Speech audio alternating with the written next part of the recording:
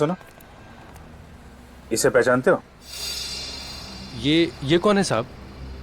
ये कल दोपहर को यहाँ पे आया था, 1-1:30 बजे के बीच में। हाँ, अब कुछ कुछ याद आ रहा है साहब। याद आ रहा है? इसके हाथ में एक बैग था। बैग? देखो, अभी प्यार से पूछ रहे हैं, जल्दी से याद आ जाए तो अच्छा है, वरना बहुत भारी पड़ेगा। हाँ हाँ साहब, एक बैग था साहब। था ना? क्या क्या किया उसने बैग का? लगता है साहब उस आदमी का दिमाग खराब था, जाते समय खाली हाथ चला गया।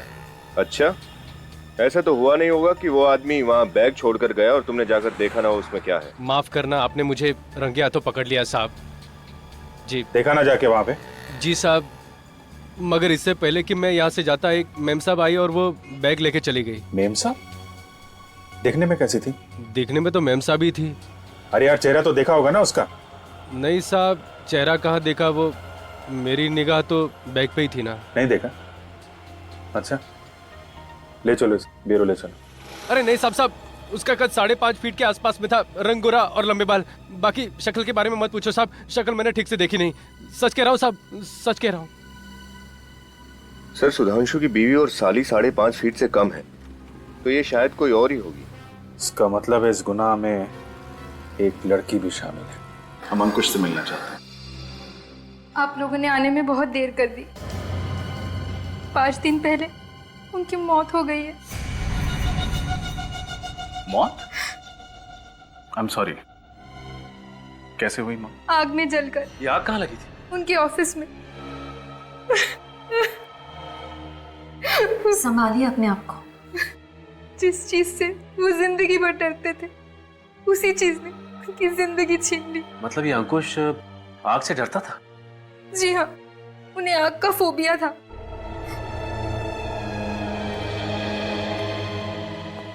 मुझे लगता है खूनी कोई जान पहचान वाला है, जो अंकुश और सुधांशु के फोबियास के बारे में जानता था और उनको तड़पा तड़पा के मारना चाहता था।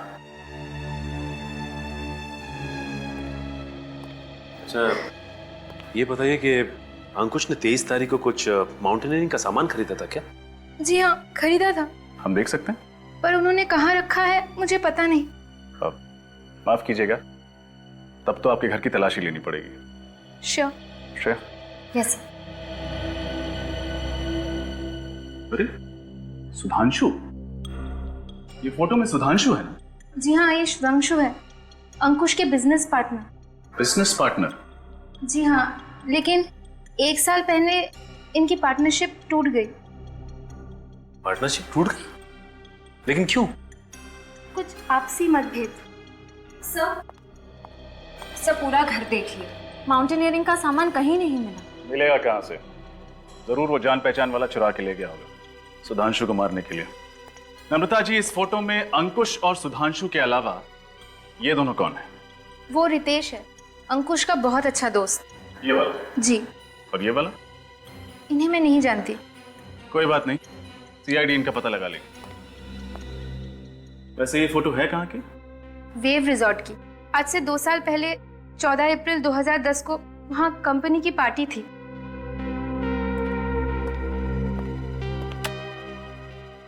वेव रिसोर्ट, 14 अप्रैल 2010। सर, ये रही फायर डिपार्टमेंट की रिपोर्ट। इसमें साफ साफ लिखा है अंकुश के ऑफिस में जो आग लगी थी वो पेट्रोल की वजह से ही थी। ओह, मतलब आग लगी नहीं, लगाई गई। पेट्रोल छिड़क के ऑफिस को राख कर दिया। मतलब अभिजीत, खूनी ने अंकुश को वही मौत दी जिससे वो सबसे ज्यादा डरता था, आग से। सर, इसका मतलब खूनी कोई ऐसा आदमी है जिसकी दुश्मनी दोनों के साथ थी, अंकुश और सुधांशु के साथ। सर शायद कोई बिजनेस राइवल हो। सुधांशु और अंकुश पार्टनर्स थे ना? मगर विवेक, सुधांशु और अंकुश इन दोनों की पार्टनरशिप तो 1 साल पहले टूट चुकी थी। चौथे आदमी के बारे में कुछ पता चला क्या? सर, दया लगा हुआ है। और रितेश के बारे में? सर, उसके घर पर ताला है और फोन भी बंद है। सर ये है अंकुश का बैंक स्टेटमेंट। ठीक सुधांशु की तरह अंकुश भी हर महीने के पहले शुक्रवार को अपने अकाउंट से 1,40,410 रुपए निकालता था सर। सुधांशु की तरह अंकुश भी? हाँ सर। मतलब अभिजीत, कोई तो इन दोनों को ब्लैकमेल कर रहा था। हाँ सर, कोई कॉमन एनिमी, एक ऐसा दुश्मन जो अंकुश और सुधांशु दोनों से बहुत ज्यादा नफरत करता था। और जब ब्लैकमेल के पैसे देने बंद कर दिए इन दोनों ने, तो इन्हें रास्ते से हटा दिया। मगर अभिजीत, एक बात खटक रही है, वो रकम, ये ऑड अमाउंट। अभिजीत, अगर वो ब्लैकमेलर चाहता तो उनसे 1 लाख, 1.5 लाख या 2 लाख लेता।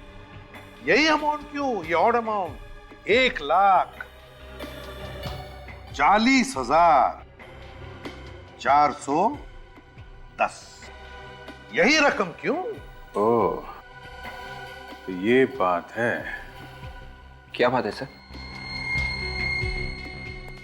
सर, लगता है इस रकम का राज समझ में आ गया है। ये देखिए, 14,410। तो इस खेल का राज समझ में आ गया अभिजीत। मतलब सर ये एक तारीख है, 14 अप्रैल 2010। करेक्ट विवेक, ये तारीख हमें अंकुश की बीवी नम्रता ने बताई थी। इसी तारीख पर ये फोटो खींची गई थी, उस रिसोर्ट में, एक पार्टी में। मतलब अभिजीत, इस सुधांशु और अंकुश की मौत का राज 2 साल पुरानी पार्टी में दफन है। 14/4/2010। अरे साहब, हमारे रिसोर्ट में हर हफ्ते 1-2 पार्टियां होती रहती हैं। अब 2 साल पहले कौन सी पार्टी हुई होगी, ये बता पाना मुश्किल है साहब। आपकी मुश्किल का इलाज है हमारे पास। इस फोटो को ध्यान से देखिए। ये फोटोज 14 अप्रैल 2010 की है। ओ, ये पार्टी? मैंने कहा था ना, आपकी मुश्किल का इलाज है हमारे पास। आप इस पार्टी के बारे में बात कर रहे हैं? क्यों, कोई खास बात हुई थी क्या इस पार्टी में? जी, क्या हुआ? हमारे रिसोर्ट में पहली बार पुलिस आई थी इस पार्टी की वजह से। दारू पी के झगड़ा शुरू कर दिया था क्या? नहीं सर, पार्टी तो शांति से खत्म हो गई थी, लेकिन गड़बड़ अगले दिन सुबह हुई सर। ऐसा क्या हुआ? सर, इस फोटो में जो ये वाले साहब है ना, ये हमारे रिसोर्ट से गायब हो गए थे। पता ही नहीं चला कहाँ चले गए। फिर मिले नहीं थे क्या? नहीं सर, पुलिस ने काफी ढूंढने की कोशिश की पर कुछ पता ही नहीं चला। ये नाम क्या है इस आदमी का? इनका नाम कुछ वी से था सर। वरुण नहीं, विजय, हाँ विभोर नाम था सर। विभोर नाम था उसका?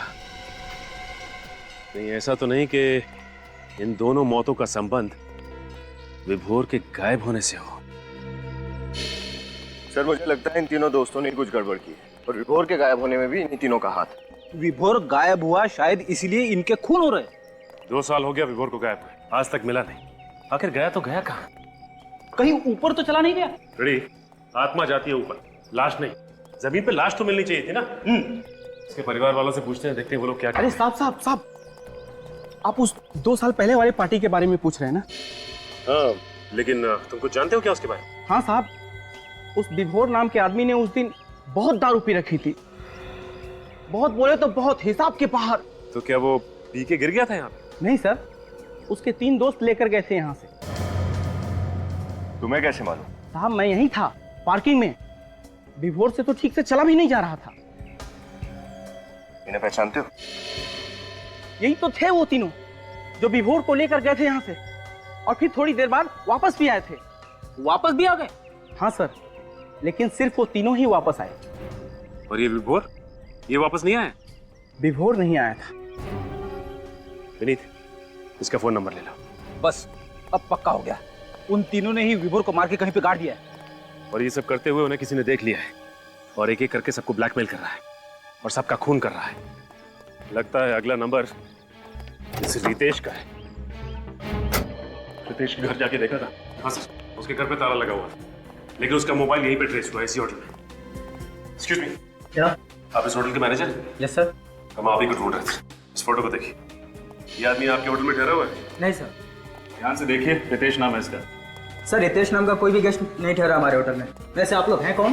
CID। सुनो जी सर। ये फोटो देख, इसको देखा होटल में? ये तो उस कॉन्फ्रेंस में था सर। कॉन्फ्रेंस में? कैसी कॉन्फ्रेंस? एक्चुअली सर, आज हमारे होटल में मरीन इंजीनियर्स की एक कॉन्फ्रेंस थी।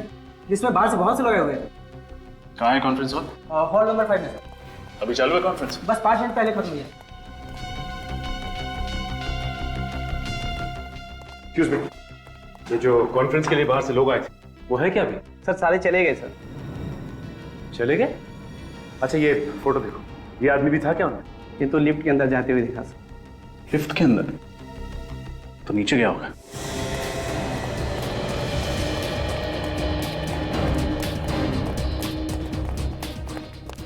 अरे भाई साहब, क्या हुआ? पीछे हटिए, क्या हुआ? सर लिफ्ट पर पड़ी हुई है, अंदर आदमी अटका हुआ है। अंदर आदमी अटका है? हाँ, और ये आदमी अंदर है। पीछे हटिए, सचिन।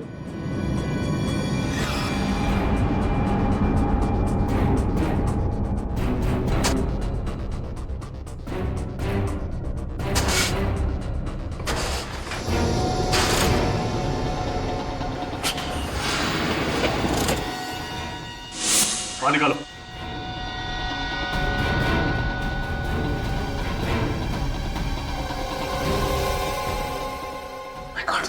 रितेश, रितेश, सांस तो चल रही है। प्रदीप, एम्बुलेंस को फोन करो जल्दी। डॉक्टर साहब, अब तबीयत कैसी है रितेश की? डोंट वरी, अब कोई खतरे की बात नहीं। ये तो अच्छा हुआ कि आप लोग उसे सही वक्त पर हॉस्पिटल लेके आए, वरना उसका बचना बहुत ही मुश्किल हो सकता। लेकिन डॉक्टर साहब एक बात समझ में नहीं आई, सिर्फ लिफ्ट में बंद होने की वजह से उसकी तबीयत इतनी बिगड़ गई? वो बात नहीं है, हमें उनके खून से जहर भी मिला है। जहर? कैसा जहर? अब ये तो कोई फॉरेंसिक एक्सपर्ट ही बता सकता है, पर लगता है कि बहुत ही स्लो पॉइजन था। अगर कोई जल्दी असर करने वाला जहर होता ना, तो रितेश शायद अभी जिंदा नहीं होते। सर शायद ये वही स्लो पॉइजन होगा, इथेन सैंडल ट्राइऑक्साइड, जो सुधांशु की बॉडी में मिला था। मुझे भी यही लगता है। अच्छा डॉक्टर साहब, हम रितेश से मिल सकते हैं? Sure, please.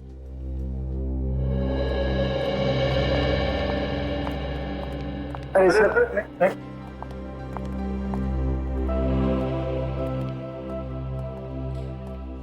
आप लोग सही वक्त पर मुझे यहाँ नहीं लेकर आते, मेरा तो टिकट ही कट गया था, वो भी बिल्कुल फ्री में। नहीं नहीं नहीं नहीं, फ्री में नहीं, पूरे 1,40,410 रुपए में।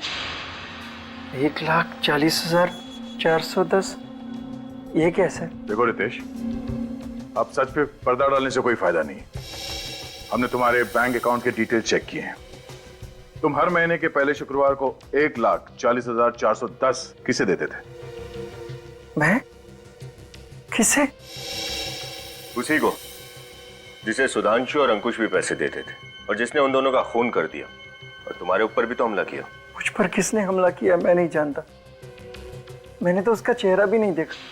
कमाल है, उस आदमी ने तुम्हें जहर दिया, तुम्हें लिफ्ट में बंद किया, और तुम कह रहे हो कि तुम उसका चेहरा देख नहीं पाए? हाँ? जहर का तो मुझे पता नहीं सर, मैं होटल से बाहर जा रहा था, अचानक पीछे से किसी ने मुझे धक्का दिया और मुझे लिफ्ट में बंद करके चला गया।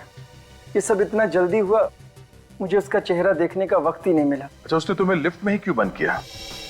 तुम्हें लिफ्ट का कोई फोबिया है क्या? लिफ्ट ही नहीं सर, मुझे हर बंद कमरे से डर लगता है, मुझे क्लस्ट्रोफोबिया है। देखा सर आपने, खूनी सबको दर्द भरी मौत देना चाहता है। उसने सुधांशु को ऊपर लटका दिया क्योंकि इसे वर्टिगो था, और उसने अंकुश को जला के मारा क्योंकि इसे पायरोफोबिया था, और इसे लिफ्ट में बंद कर दिया क्योंकि इसे क्लस्ट्रोफोबिया है। मतलब ये आदमी को इनके जान पहचान का ही है, जिसे मालूम था कि किसे किस चीज से डर है। रितेश, कोई नाम आता है तुम्हारे दिमाग में? नहीं सर। हमारे दिमाग में एक नाम आता है। किसका? विभोर। विभोर? आप लोग विभोर को कैसे जानते? हम तो उस पार्टी के बारे में भी जानते हैं जो 14 अप्रैल 2010 को हुई थी वेव रिसॉर्ट्स में। 14 अप्रैल 2010? ये रकम 1,40,410 वहीं से आया है ना?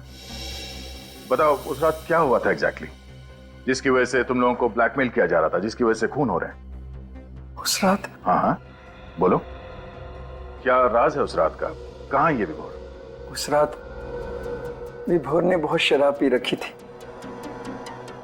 उसे सीधे चलने को भी नहीं हो रहा था। हम लोगों ने सोचा इसको थोड़ा घुमा लाते हैं, थोड़ा ठंडी हवा लगेगी तो शायद शराब का नशा कम हो जाएगा। यही सोचकर अंकुश ने गाड़ी निकाली और हम चारों गाड़ी में बैठकर रिसोर्ट से बाहर निकल गए। रिसोर्ट से थोड़ी दूर जाकर एक खाई थी। अंकुश ने गाड़ी वहीं पे रोक दी और हम चारों वहीं पे बैठ गए और बातें करने लगे। क्या बात करने लगे? इधर उधर की बात जो दोस्तों में होती, थोड़ा हंसी मजाक, एक दूसरे की टांग खींच रहे थे। और थोड़ी देर के बाद हम एक दूसरे के डर के बारे में बातें करने लगे। डर? कैसा डर? हाँ, डर।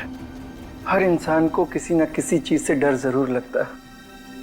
जैसे मुझे क्लस्ट्रोफोबिया, सुधांशु को वर्टिगो और अंकुश आग से डरता था।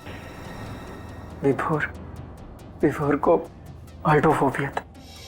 ऑल्टोफोबिया? ऊंचाई से डर लगता था उसे? जी हाँ, ऊंचाई का डर, क्योंकि वहां पर खाई थी। हमने विभोर को बहुत उकसाया कि अगर तुझ में हिम्मत है तो तू 2 मिनट उस खाई के पास खड़ा रहे और नीचे देख। ये जानते हुए भी कि उसने शराब पी रखी थी और वो लड़खड़ा रहा था, तुम सबने ऐसा किया? यही तो सबसे बड़ी गलती की हमने। विभोर शराब के नशे में था, उसका बैलेंस बिगड़ गया और वो खाई में जा गिरा। फिर हम जैसे तैसे नीचे उतरे सर। हमने विभोर को ढूंढने की बहुत कोशिश की, लेकिन विभोर नहीं मिला। तब हमने ये फैसला किया कि ये राज किसी को नहीं बताएंगे। ये राज हम अपने सीने में दफन कर देंगे। शर्म आनी चाहिए तुम्हें, खुद को दोस्त कहते हो ना? सर, जो कुछ भी हुआ अनजाने में हुआ है। विभोर की मौत का बोझ हम अपने सीने में लेकर घूम रहे। फिर ये ब्लैकमेलिंग का सिलसिला कब से शुरू हुआ? 3 महीने पहले अचानक हम तीनों को एक चिट्ठी मिली जिसमें लिखा था 1,40,410 रुपया हर महीने अगर हमने उस तक नहीं पहुंचाया तो वो विभोर की मौत का राज दुनिया के सामने लाकर रख देगा। अच्छा, आप लोगों ने पता लगाने की कोशिश नहीं की कि ये पैसे किसके पास जा रहे हैं? की थी, लेकिन सर मुजरिम बहुत चालाक है। वो हर बार पैसे लेने की जगह बदलता था और आखिर में कहता था कि पीछे मुड़कर मत देखना। ये सब बताने के लिए वो फोन करता था? फोन नहीं सर, चिट्ठी लिखकर टाइम और जगह बताता। वो चिट्ठी कहाँ है? चिट्ठी तो मैंने जला दी सर। मुझे डर था कि ये चिट्ठी किसी के हाथ में लग जाए। अगर हमें पहले बता देते हैं तो शायद आज सुधांशु और अंकुश जिंदा होते हैं। अच्छा, अब तुम किसी लड़की को जानते हो जिसका कद 5.5 फुट है, गोरा रंग, लंबे बाल? 5.5 फुट रंग गोरा? हाँ, जरा सोच के बताओ, क्योंकि पैसे का बैग उठाने के लिए वो लड़की ही आती थी।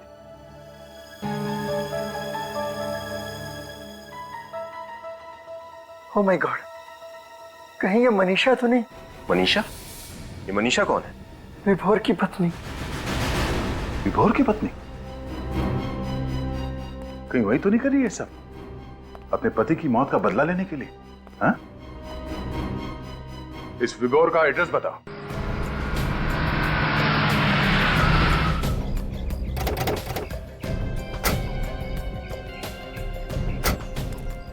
ये विभोर का घर? हाँ सर, विभोर घर गई। सर, जरूर इस सबके पीछे मनीषा का ही हाथ होगा। ब्लैकमेल करके वो अमीर भी बन गई और खून करके अपने पति की मौत का बदला भी ले लिया।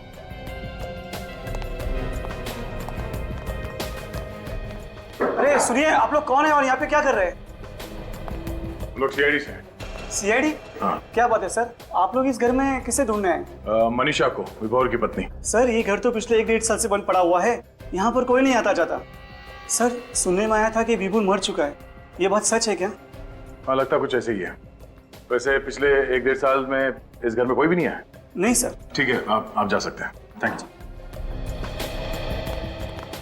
पिछले 1-1.5 साल से यहाँ कोई नहीं आया, तो फिर इलेक्ट्रिक बिल, कुरियर, चिट्ठी कुछ तो होना चाहिए था लेटर बॉक्स में। कुछ नहीं। चलो अंदर चल के देखते हैं।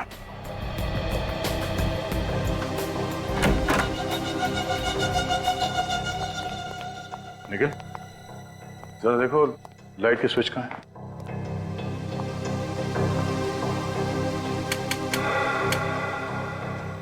देखा सर, घर में लाइट अभी भी है, कनेक्शन कटा नहीं है। इतना ही नहीं, फर्श भी एकदम चकाचक है। अच्छा, तो कहीं भी मकड़ी का जाला नहीं है। ऐसा लगता है यहाँ हर रोज साफ सफाई हो रही है। निखिल, जरा ऊपर चेक करना।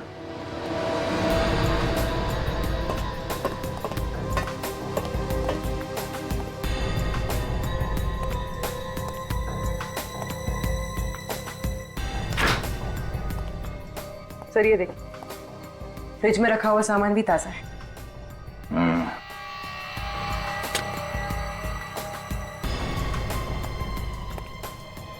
सर, ऊपर भी घर एकदम साफ सुथरा है। मतलब ये मनीषा घर में तब आती होगी जब पड़ोसी की नजर उन पे नहीं पड़ती।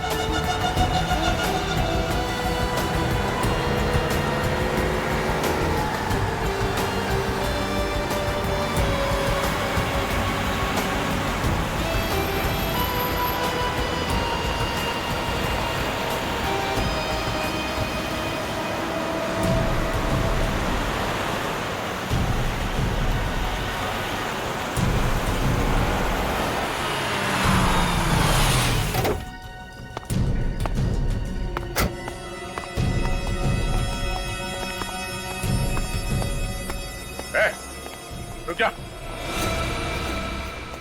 रुक। चुपचाप इस तरफ पलटो और इस कार हटाओ।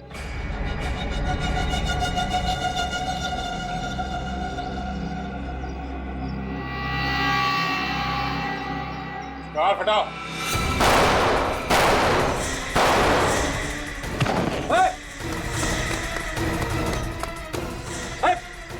पकड़ो उसे। बस, डोंट मूव। कर नीचे। कर नीचे। कार हटाओ। मैंने कुछ नहीं किया है, मैंने कुछ नहीं किया। इसे मैंने उसके कहने पे किया था। किसके कहने पे? हाँ, किसके कहने पे?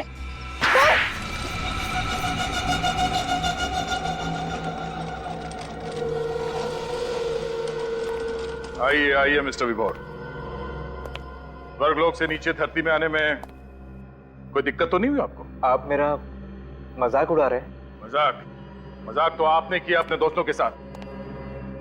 अपनी झूठी मौत का नाटक करके पहले ब्लैकमेल किया और फिर उन सबको ऊपर पहुंचा दिया। नहीं, ये झूठ है। हाँ, मैंने उन्हें ब्लैकमेल जरूर किया था, लेकिन मैंने किसी का खून नहीं किया है। क्यों कर रहे थे तुम ब्लैकमेल? क्योंकि मुझे उन्हें सजा दिलानी थी। मेरे साथ जो अन्याय हुआ उसका बदला चाहता था मैं। क्या बात है, बड़ी अच्छी सजा है। उनसे लाखों रुपए ऐंठ के तुम्हें इंसाफ मिल गया। मेरी हालत देख रहे हैं ना आप, चल फिर भी नहीं सकता। नर्क से बदतर जिंदगी बना दी उन लोगों ने मेरी। इसके बदले में थोड़े पैसे मिल गए तो क्या गलत किया? इसी बदले की आग को मिटाने के लिए तुमने अंकुश को आग में जला दिया और सुधांशु को लटका दिया। हा? मैं उन्हें क्यों मारूंगा? उनकी मौत की वजह से तो मुझे पैसे मिलने बंद हो गए।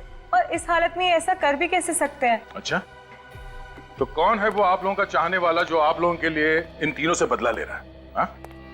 एक बात बताओ, उस 14 अप्रैल 2010 को एग्जैक्टली हुआ क्या था वहां पे? सोच समझ के बताना।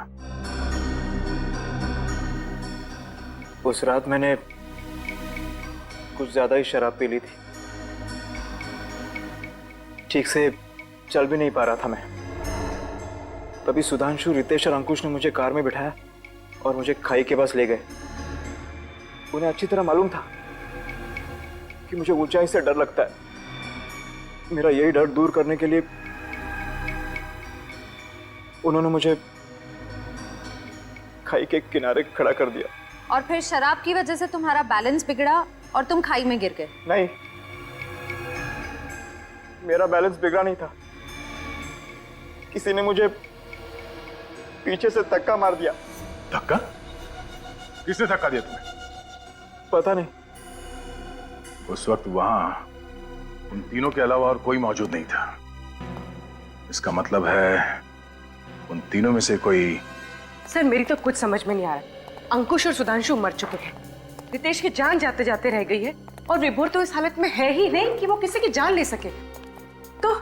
तो सर कौन है वो पांचवा आदमी जिसे हम लोग देख नहीं पा रहे? हाँ सर, और रितेश पर तो खुद जानलेवा हमला हुआ है, तो वो क्यों झूठ बोलेगा? सर जरूर विभोर झूठ बोल रहा होगा। उसने अपने पैसे भी कमा लिए और अपना बदला भी पूरा कर लिया। हाँ, मगर विभोर झूठ क्यों बोलेगा विवेक? क्यों झूठ बोलेगा वो, जब उसे पता ही नहीं कि किसने उस पर जानलेवा हमला करने की कोशिश की? और फिर वो तीन लोगों से बदला लेगा ही क्यों? है बताओ।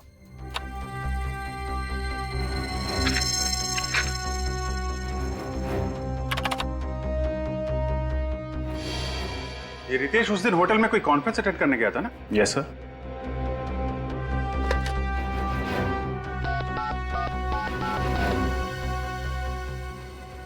हेलो, मैं सीनियर इंस्पेक्टर अभिजीत बोल रहा हूं सीआईडी से। जी, रितेश आपके होटल में जो कॉन्फ्रेंस अटेंड करने आया था। रितेश, अरे वो जो लिफ्ट में अटक गया था। हाँ जी, हाँ तो वो जो कॉन्फ्रेंस अटेंड करने आया था, आपको मालूम है कौन सी कॉन्फ्रेंस थी, किसकी थी? क्या? Thank you very much sir. Ritesh उस दिन होटल में सबमरीन इंजीनियर्स की कॉन्फ्रेंस अटेंड करने गया था। सबमरीन इंजीनियर्स की कॉन्फ्रेंस? यस। तो फिर अभिजीत, हमारा खूनी मिल गया।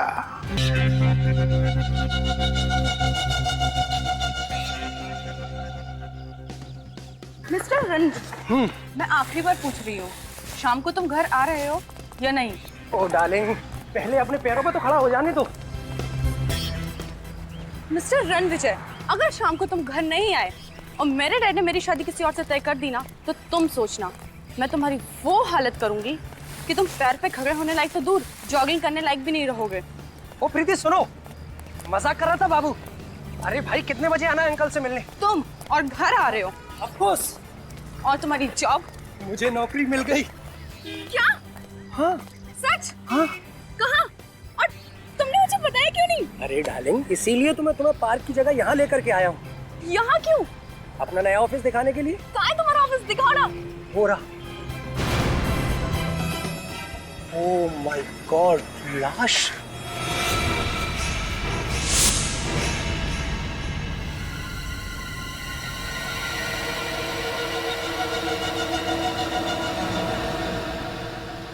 सर हो सकता है इस आदमी ने आत्महत्या की हो। अगर इसे लटक के मरना होता तो अपने घर पे भी लटक के मर सकता था। ऐसे दो ऊंची बिल्डिंग के बीच में लटकना लॉजिकल लगता है मुझे। लेकिन सर अगर ये खून है तो खूनी को लाश को किसी सुनसान जगह में काट देनी चाहिए। क्यों इस तरह शहर के बीचों बीच लाश की नुमाइश क्यों करता? श्रेया, लाश छुपाना खूनी का मकसद नहीं होता। अलग अलग खूनियों के दिमाग में अलग अलग किस्म के फितर होते हैं। संभाल के।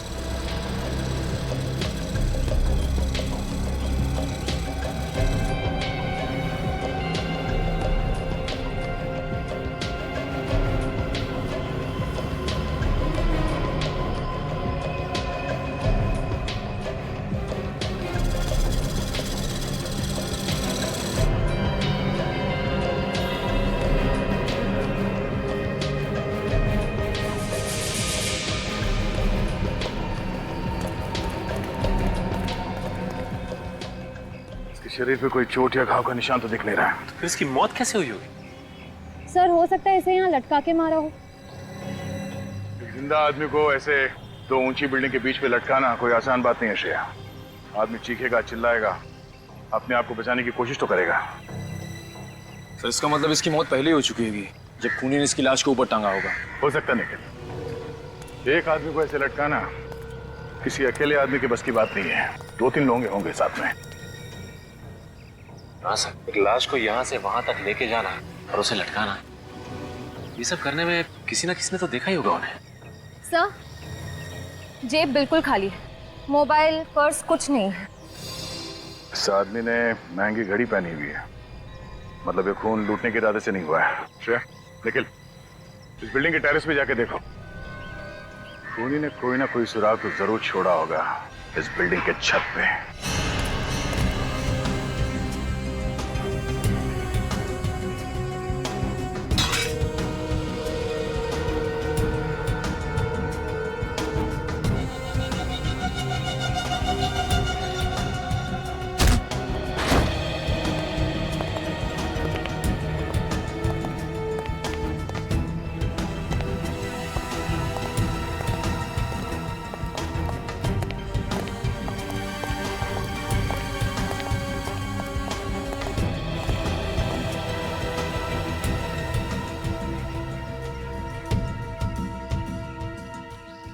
रस्सी यहाँ बिल्डिंग के छत पे बांधी गई है, मतलब खूनी लाश को लेके यहाँ पे आया था।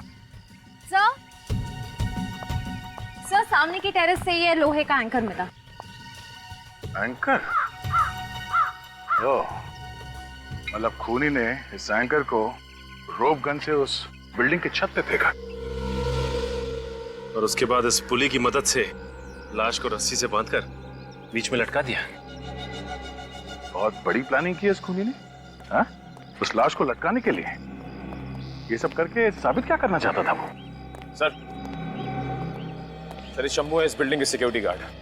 शंभू, जो लाश थी नीचे, तुम पहचानते हो उसे? हाँ साहब, पहचानता हूँ। वो सुधांशु जी, इसी बिल्डिंग के 7वें माले पर ऑफिस है उनका।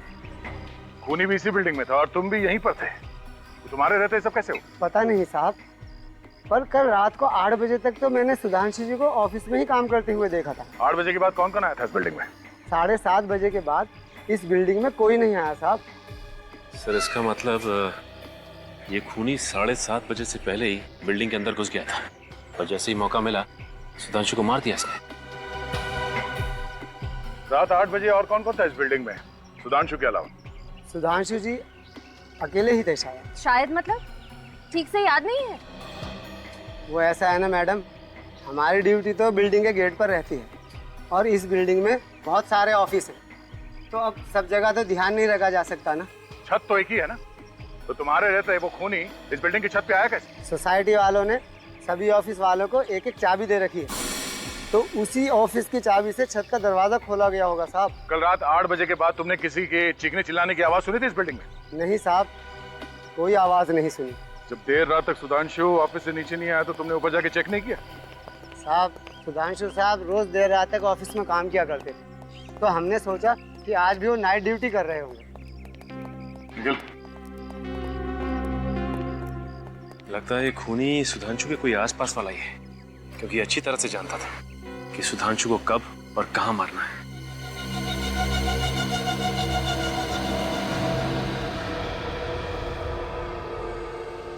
ये देख रहे हैं आप, बस सुधांशु के सर पर यहाँ किसी भारी चीज से वार किया गया है। यार साळुंखे, ये कोई चोट है ही नहीं, सूजन है सूजन। तुम्हारे कहने का मतलब है कि इतनी सी सूजन की वजह से सुधांशु की मौत हो गई? नहीं, इस चोट की वजह से शायद सुधांशु बेहोश हुआ है। अगर इस चोट की वजह से ये बेहोश हुआ है तो फिर मौत कैसे हुई इसकी? बॉडी पे तो नहीं दूसरे जख्म के निशान दिख नहीं रहे। जहर से। देखा कितनी ब्रिलियंट है तारिका जी, मुश्किल से मुश्किल सवाल का जवाब इनके पास रेडी रहता है। ये कौन सा जहर है? एथेन सैंडाइल ट्राइऑक्साइड। एथेन सैंडाइल ट्राइऑक्साइड? यार साळुंखे, ये नाम मैंने कहीं सुना हुआ लगता है। एथेन सैंडाइल ट्राइऑक्साइड, यार ये तो वही जहर है ना, स्लो पॉइजन, जो अविनाश कुमार के केस में इस्तेमाल हुआ था। देखा, इसे कहते हैं याददाश्त।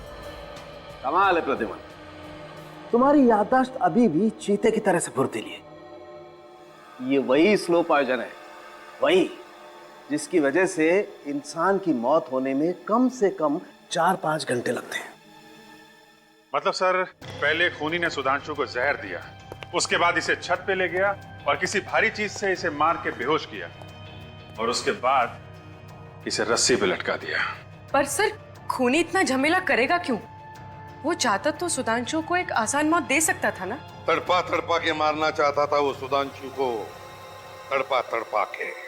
ये खूनी है कोई सरफिरा। सर मुझे लगता है ये खून आपसी दुश्मनी की वजह से किया गया है, वरना किसी को मार के ऊपर लटकाने की और कोई वजह नजर नहीं आ रही है सर। हाँ अभिजीत, सही कह रहे हो तुम। और फिर जिस तरह से खून किया गया है, लगता है खूनी कुछ कहना चाहता था, हैं? शायद किसी को धमकी दे रहा है। और प्लानिंग भी खूब की इस खून के लिए सर। पहले से ही ऑफिस की बिल्डिंग में जाकर छुप के बैठ गया और जैसे ही मौका मिला अपना काम कर दिया। अच्छा, माउंटेनियरिंग का सामान जो मिला है पता चला किस दुकान से खरीदा गया है? सर दुकान का पता लग गया है, अंधेरी में है। अंधेरी में? जाओ उस दुकान में और पता लगाओ किसने खरीदा था वो माउंटेनियरिंग का सामान। और अभिजीत, सुधांशु की बीवी से जाकर मिलो और उससे सुधांशु के बारे में सब कुछ पता लगाओ, सब कुछ।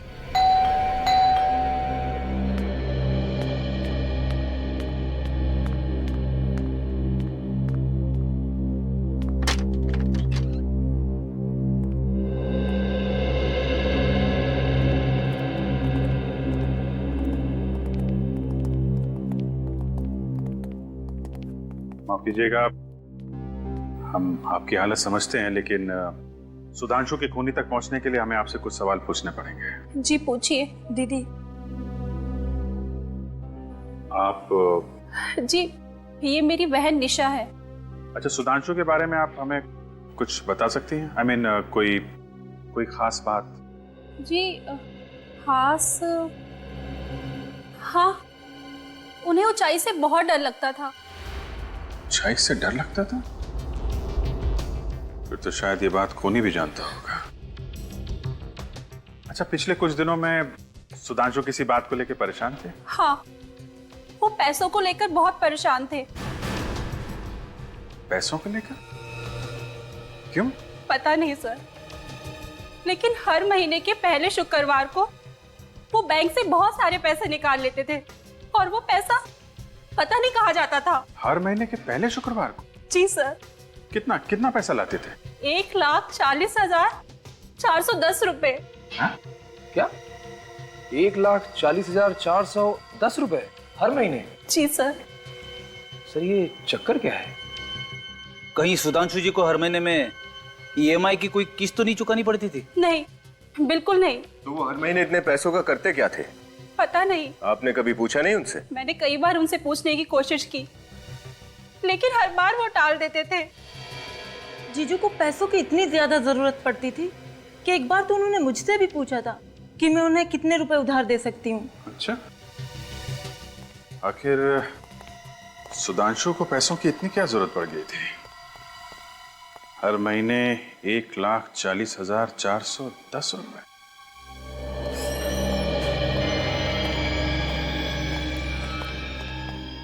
Good morning sir. Good morning. क्या देखेंगे सर आप? हाइकिंग वगैरह करते हैं? हाँ, कभी कभी करते हैं। हाइकिंग का सारा सामान मिलता है हमारे पास। वैसे कुछ सामान तो हम साथ में लेकर आए। क्यों? हम लोग CID से हैं। सचिन ये देख, पर ये बताइए कि सामान आपके यहाँ से खरीदा गया है क्या? हाँ सर, ये सामान रसिया में बनता है और सिर्फ मेरी ही दुकान पर मिलता है। आप बता सकते हैं किसने खरीदा होगा ये? क्या बात है, कुछ गड़बड़ हुई है क्या? एक खून हुआ है। खून? जी हाँ, इसी चीज से खून हुआ है। सर ये तो पहाड़ पर चढ़ने का सामान है, कोई चाकू बंदूक तो है नहीं। वो तो है, लेकिन क्या है कि आजकल खूनी खून करने के नए नए तरीके ढूंढते रहते हैं। आप रजिस्टर वगैरह चेक कीजिए, कंप्यूटर देखिए, बताइए किसको बेचा होगा।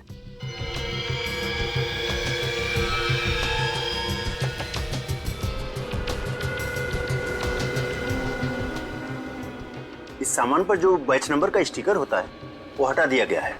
अब ये बताना मुश्किल है कि इसे किसने खरीदा था। कोई मुश्किल नहीं होगा। हमें ये मत बताओ कि पूरा शहर ऐसा सामान खरीदता रहता है। महीने भर में एक आध आदमी खरीदता होगा ये। कब खरीदा गया सर, ये तो पता चलना चाहिए। पिछले 1 साल में किस किसने खरीदा, देखो। Okay sir.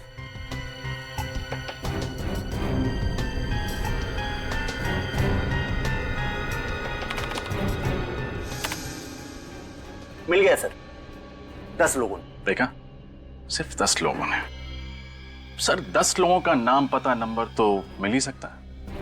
शुरू हो जाओ। कल सुधांशु अपने ऑफिस से थोड़ी देर के लिए बाहर गए थे।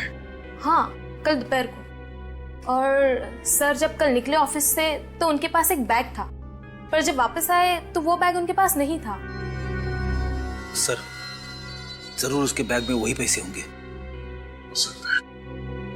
अच्छा, ये कितने बजे गए? दोपहर के 1:30 बजे। 1:30 बजे। और कितने बजे वापस आए थे? जल्दी आ गए थे, 1:45 के आसपास। 1:45 बजे? मतलब 15 मिनट के अंदर वापस भी आ गए? मतलब सर ये सुधांशु कहीं आसपास ही गया होगा। हाँ सर, पैदल ही गए थे, ज्यादा दूर नहीं गए होंगे। पैदल गए थे? अच्छा। तो जब ये वापस आए थे तो कैसे दिख रहे थे? I mean, उनका बर्ताव कैसा था? उनका बर्ताव तो वैसा ही था, पर उनके कपड़े। कपड़े? क्या हुआ था कपड़ों में? उनके कपड़ों पर सीमेंट लगा हुआ था। सीमेंट लगा हुआ था? जी हाँ, सीमेंट। और उनके कोट पर पेंट के निशान भी थे। पेंट के निशान? हाँ, हल्का सा पीला रंग का था। अच्छा, thank you very much. Cement और पेंट के निशान, इसका मतलब सुधांशु किसी ऐसी जगह गया था जहाँ पे कंस्ट्रक्शन का काम चल रहा है और पेंटिंग का। चलो जरा ऑफिस के आसपास चेक करते हैं। मिस्टर राजीव, 15 तारीख को आपने एमएन एंड माउंटेनियरिंग से कुछ सामान खरीदा था क्या? हाँ, तो वो सामान मैं देख सकता हूँ? पर किस लिए? मैं सीआईडी से।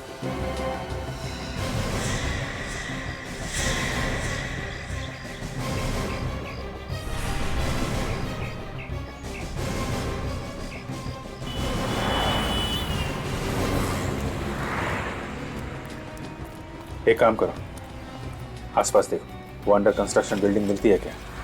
चेक करो।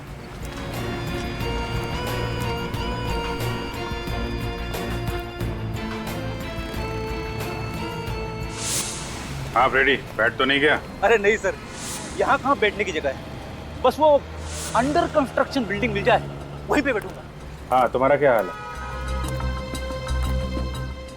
अच्छा, हाँ रुको, आता हूँ। अच्छा, तो ये है अंडर कंस्ट्रक्शन बिल्डिंग। यहाँ पे पैसों का बैग लेके आया था सुधांशु। लगता तो ऐसा ही है सर। जरा देखें कैसा पान बनाता है ये। ड्यूटी पे पान? पूछ मत भाई, बड़े टेढ़े आदमी है, न जाने कब क्या कर बैठेंगे। क्या है? क्या फुसफुसा रहे हो? हाँ? कुछ नहीं सर। तुमने कुछ बोला क्या? अरे सर, मैं क्यों कुछ बोलूं? मैंने कुछ नहीं बोला। मेरे कान बज रहे हैं। हाँ? चलो। अरे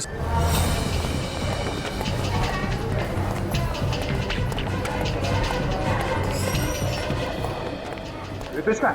वो ब्लड टेस्ट के लिए गए हैं। ब्लड टेस्ट के लिए? अटेंडेंट को फोन करके बोलो उसे वहीं रोके। पर बात क्या है? वो बोला जाए वही करो, जल्दी।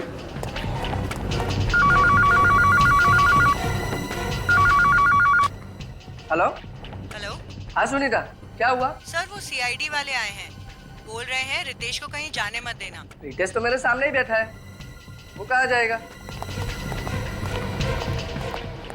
ये क्या हुआ? कहाँ गया वो? सर वो बाहर की तरफ गया है। तुम ठीक हो? रेडी, डॉक्टर बुलाओ जल्दी।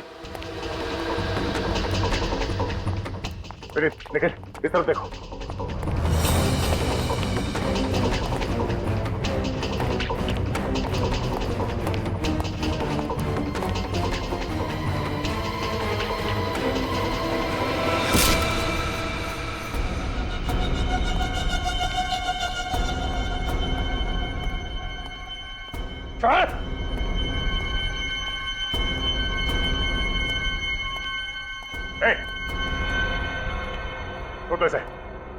छोड़ दे से वरना अच्छा नहीं होगा।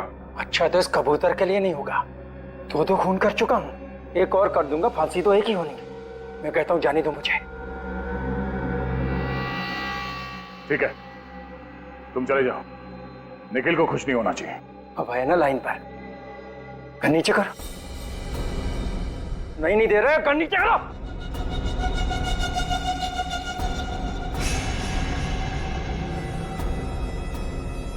नहीं दे रहा, कर नीचे कर।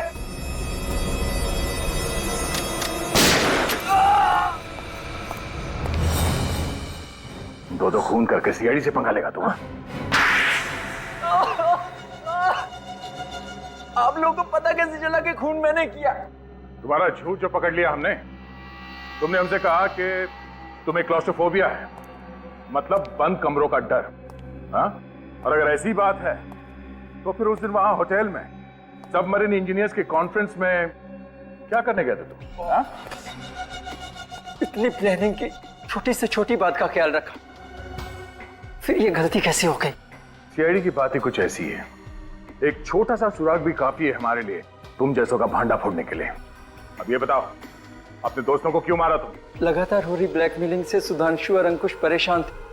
वो मुझे धमकी देने लगे थे कि मेरे किए हुए गुनाह का भुगतान वो नहीं करेंगे और सीआईडी को सब सच सच बता देंगे कि विभोर को धक्का मैंने दिया था। मतलब वो दोनों जानते थे कि विभोर को तुमने धक्का दिया? हाँ। वैसे तुमने विभोर को धक्का दिया क्यों? क्या बिगाड़ा था उसने तुम्हारा? हाँ? क्योंकि उसने मेरा प्यार छीना था। क्या मतलब? मैं मनीषा से प्यार करता था कॉलेज के दिनों से ही। विभोर को ये अच्छी तरह पता था, फिर भी उसने मनीषा को जाकर प्रपोज किया। और मनीषा ने विभोर का ये शादी का प्रपोजल स्वीकार करके उसे शादी कर ली? हाँ? हाँ, उसी दिन मैंने तय कर लिया था कि विभोर को इसकी भारी कीमत चुकानी पड़ेगी। कीमत विभोर नहीं, तुम चुकाओगे, सलाखों के पीछे फांसी का इंतजार करते हुए, क्योंकि विभोर अभी जिंदा है।